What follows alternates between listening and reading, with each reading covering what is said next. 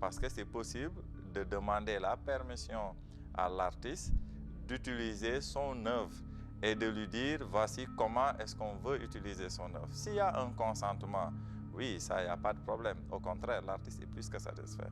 Mais si l'œuvre a été prise sans pour autant qu'il y ait une demande au préalable, là, il y a non seulement l'effet de surprise, mais ça fait mal avec le recul quand on voit qu'on n'a pas aussi les mêmes gains que l'autre qui a plagié par rapport à l'œuvre originale. Voilà, des idées que j'avais, bon, en discutant avec des gens par-ci, par-là, mais c'est des idées que je voulais, comment dirais-je, mais j'ai vu que ces idées ont été reprises par, voilà, et automatiquement, concrètement, ça crée des chocs, voilà. Ça vous a fait quoi? Bon, mais ça fait mal au départ. Parce que c'est une idée que tu avais et tu te retrouves voir quelqu'un d'autre, peut-être que tu connais ou bien truc, l'utiliser avant toi.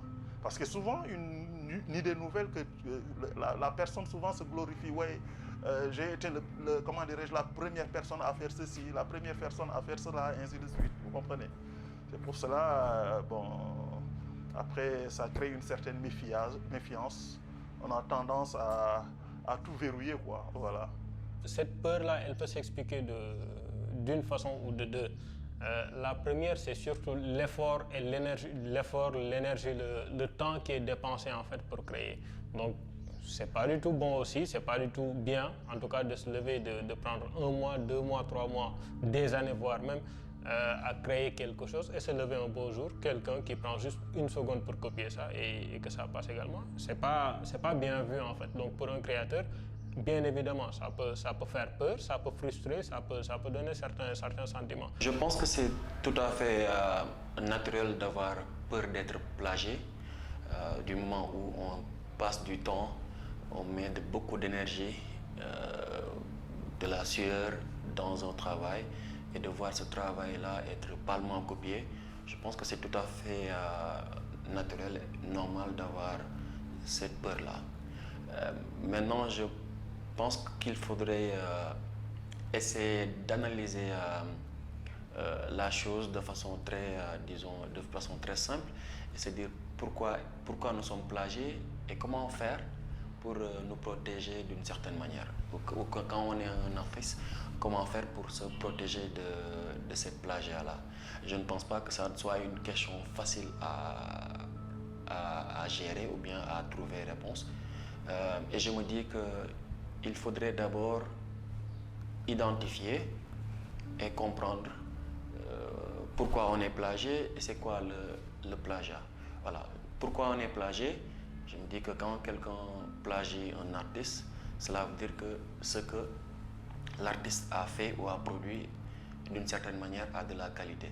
Donc c'est un point positif que l'artiste pourrait mettre dans son sac, même si ce n'est pas suffisant. C'est Si ça. on revient un tout petit peu en arrière, Ouais. quand vous êtes en train de parler à quelqu'un d'autre, Mhm.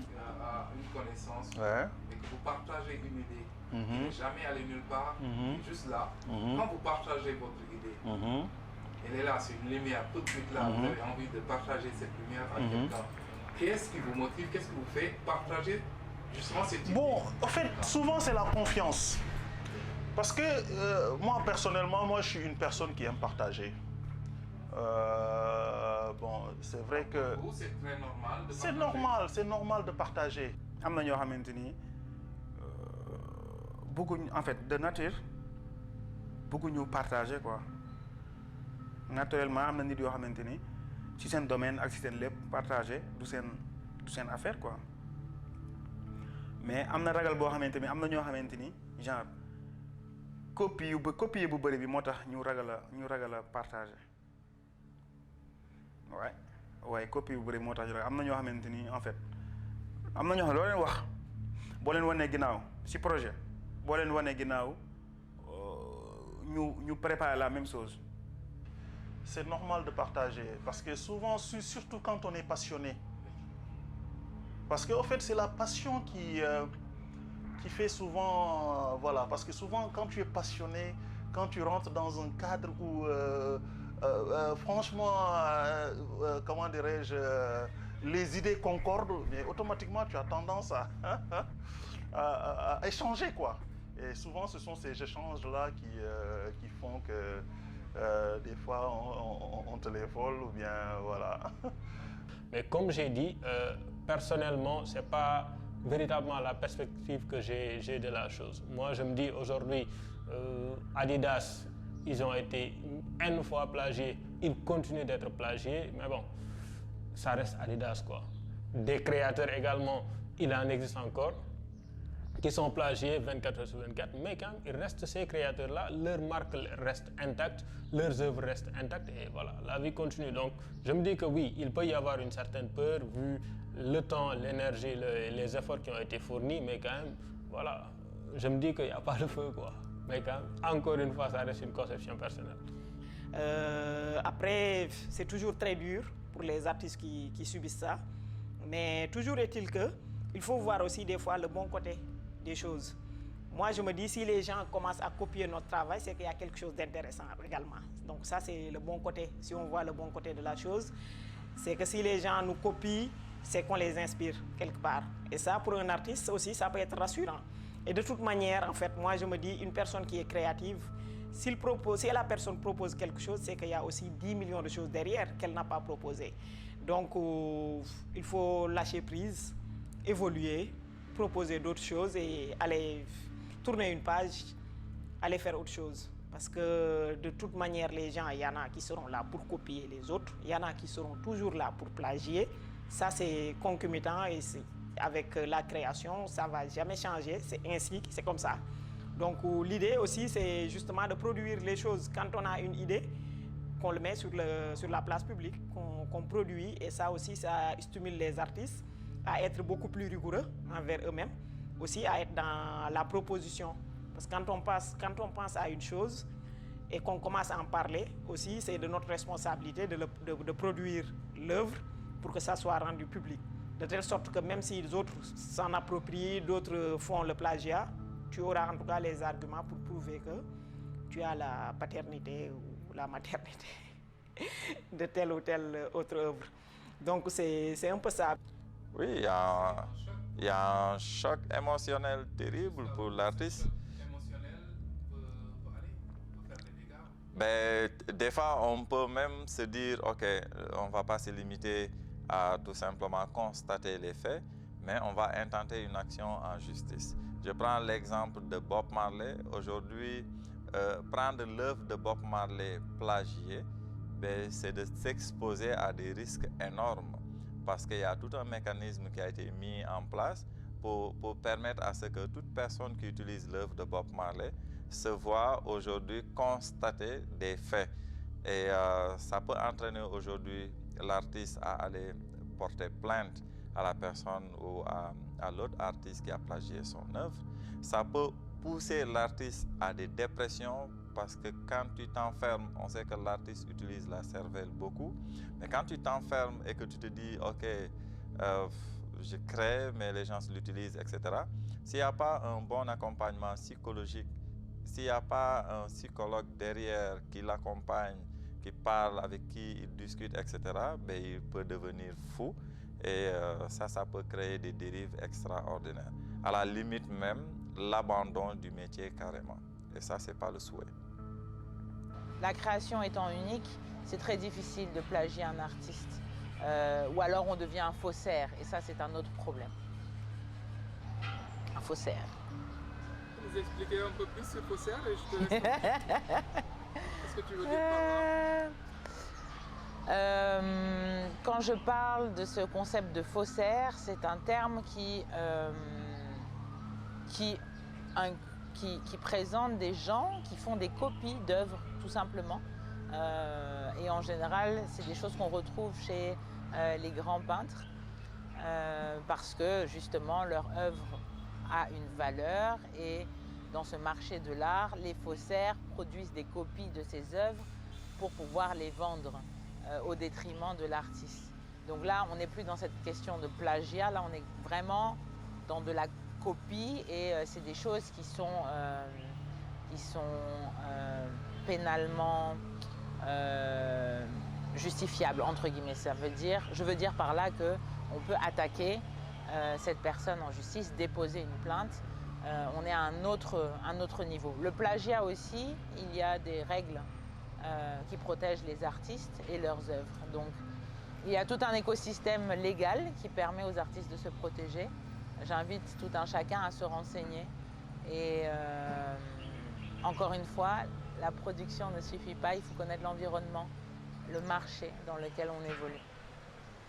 fii da ngay am genre da ngay am ay idées parfois waxtaan si ak koo xamante ni yaakaar ngeen war ngeen si mën a partager ok mais kooku dina la déglu ba nga dem moom mu gis ne lii nii avantage am la moom quoi dafa mu personnaliser ko voilà quoi ne genre xeeb la si jël idée bi reprendre la même chose wala su ko mënee changement bu ndaw après dem proposer ko moom ñi mu ko bëgg a proposer parce que xam na ne moom moo la ëpp link benn instant genre est-ce que du loolu moo tax gars yi di ragal ñenn ñi di ragal mais à part loolu ñeneen ñi dañoo amul voilà nekkul si ñoom quoi parce que mais jamono ñu toll nii ak fi mu toll nii képp kuy partager képp kuy def recherche war nga mën a xam ne partager lu am solo la parce que bu ñu nee def recherche automatiquement rek voilà si internet nga jëm exemple mooy jiitu quoi à part internet nga dem seeti ku mel ni Lamine ku mel ni kenn waxtaan ak moom poser ko des questions mu tontu la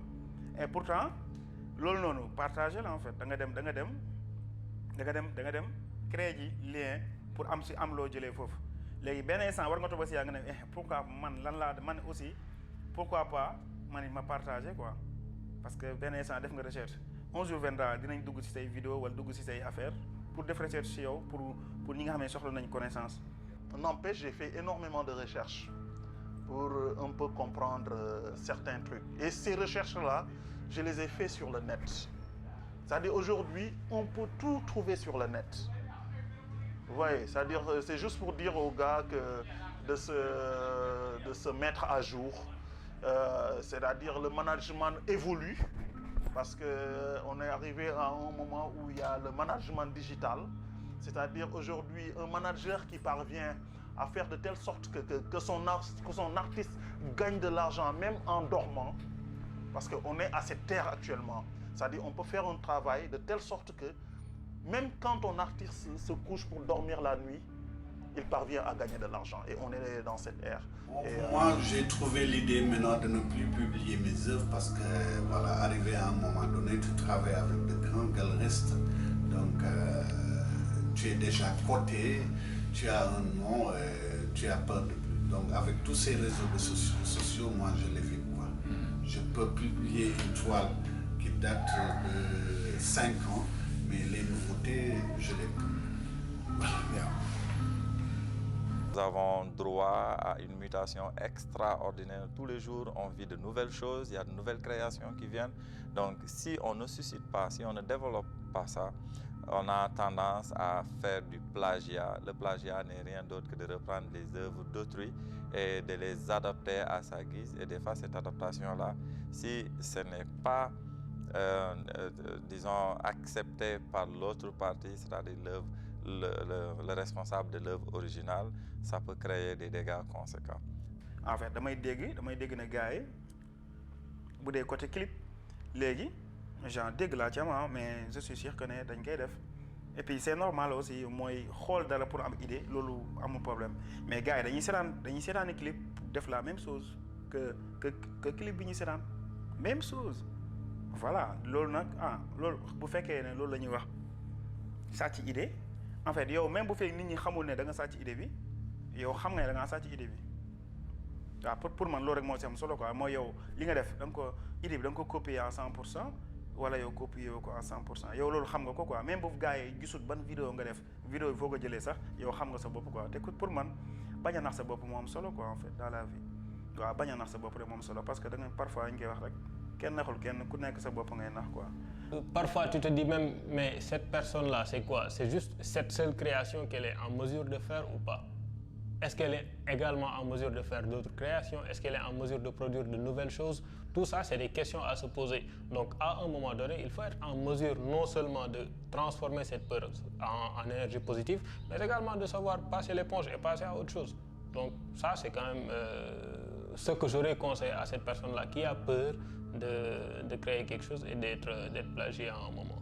Donc, allons dans la créativité, allons dans l'originalité. C'est pour le bien-être de notre secteur, c'est pour le bien-être de la créativité, c'est pour le bien-être du monde culturel. Mais quelque part, c'est vraiment dommage parce que si on faisait les choses ensemble, si on laissait les barrières, si les gens avaient moins d'ego aussi, parce que les artistes aussi, beaucoup ont des égos surdimensionnés, alors qu'il ne s'agit pas d'être égoïste ou avoir des égos de fou. On peut collaborer, on peut faire des choses ensemble et ça fait que nous grandir au fait. Parce que si tu as une idée et que tu sais que tu le fais, ça va être génial. S'il y a une deuxième personne, troisième personne qui arrive, ils vont juste l'enrichir. Donc il faut vraiment aussi être dans le partage, oser aller voir l'autre, lui proposer des choses, faire les choses ensemble. Je pense que c'est ça qui devrait être vraiment la bonne démarche et qui peut faire grandir et faire évoluer tout le monde. Oui, parlant de peur, parlant de créativité, parlant de plagiat, etc., je me dis que d'abord et après tout, c'est tout simplement une question de paradigme, une question de conception et surtout une question d'orientation. Ces personnes-là ou ce groupe de personnes-là peut voir les choses de cette manière, un autre groupe de personnes également peut voir les choses d'une autre manière. Donc moi, je fais partie de ce type de personnes, éventuellement rares quand même, qui n'a pas peur de plagiat, qui n'a pas peur de concurrence, qui n'a pas peur de ces choses-là, mais quand même qui avance tranquillement, lentement, mais sûrement. Ceux qui ont envie de voir mon travail, ils vont le voir autrement à travers mes agents, à travers mes galeristes qui ont un système de leur montrer mon travail. Là, quoi. Ça, c'est une longue bataille, c'est un parcours, c'est la patience dont je disais au début. Et voilà quoi, mais à un moment donné, toi, que tu vends ou tu ne vends pas, ils en ont toujours besoin parce que le nom est déjà là. Quoi. Tu t'es battu, tu t'es créé, voilà quoi. Donc maintenant, tu n'as plus peur. Quoi. Tu es le seul Sadio, donc tu n'as plus ces peurs-là.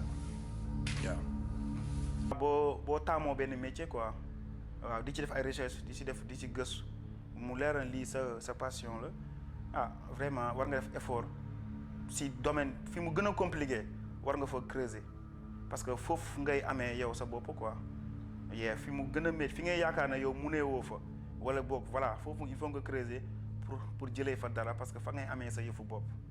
Il y a eu un ami avec qui je pense j'ai grandi à Diourbel qui est un scénariste, je ne vais pas dire son nom. Je pense que c'est l'une des déceptions qui m'ont le plus marqué parce que oui, c'est une déception parce qu'on a grandi ensemble. Au-delà de tout ça, même nos familles sont voilà, très, très proches. J'ai passé des nuits chez lui pour faire en fait, quand il voyageait, c'est moi qui finissais son travail. On avait des rapports, je pense, au-delà de... voilà.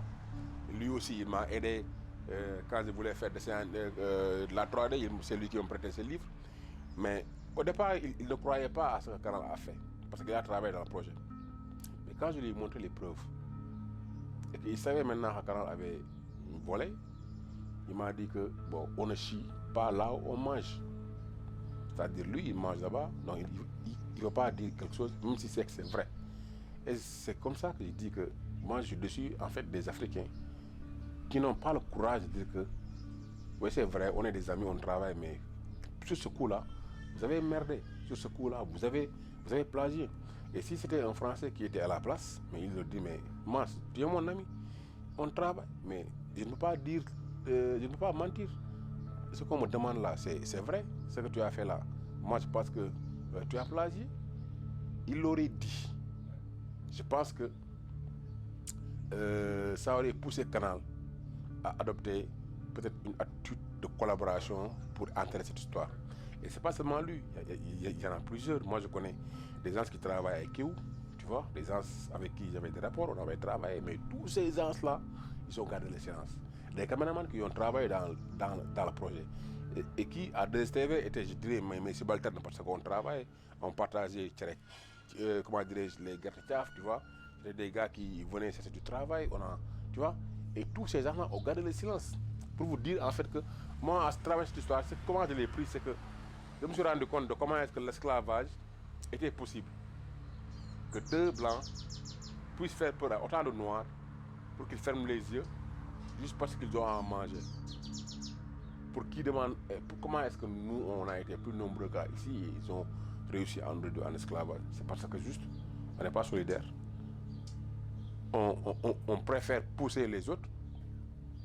Il y a une actrice, c'est l'actrice principale même qui a joué le rôle de Mamaba qui m'avait appelé pour me demander de ne pas citer son nom, son image, en fait son image. Moi je dis, mais j'ai jamais cité ton vrai nom, mais j'ai cité le nom d'emprunt, Mamaba. Et ça, tu ne peux pas me le reprocher. Maintenant, si tu as quelque chose à reprocher, tu as signé un contrat avec Canal, va voir Canal. Mais dis non, je parle à toi. Je veux que tu enlèves parce que ça va me porter préjudice. Je lui dis, ok, donc qu'est-ce que tu fais? Tu fais une vidéo pour dire que, ou bien un post pour dire que tu n'es pas mêlé à cette histoire-là. Il dit non, en fait, si je le fais, c'est comme si je...